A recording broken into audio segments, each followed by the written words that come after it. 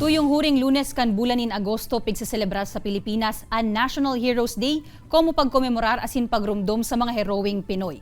Alagad para sa sarong Bicolano historian, ang pagrumdom sa mga historya asin heroe kan mga nakaaging panahon, iyon dapat na daisit sana pigkokomemorar sarong beses sa laog nin sarong taon.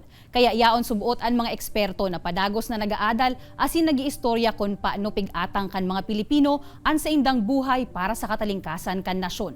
Huli ka ini pigtutulod ngunya ni Dr. Danny Herona na padagos na maproteheran asin mapreserbar ang mga nangyari sa nakalihis na panahon. Huli subuot sa mga nangyari kan mga nakaaging panahon, naging kadugtong nakaini ang mga pangyayari sa presenteng panahon o ang paglaban kan mga tao sa angat kan buhay.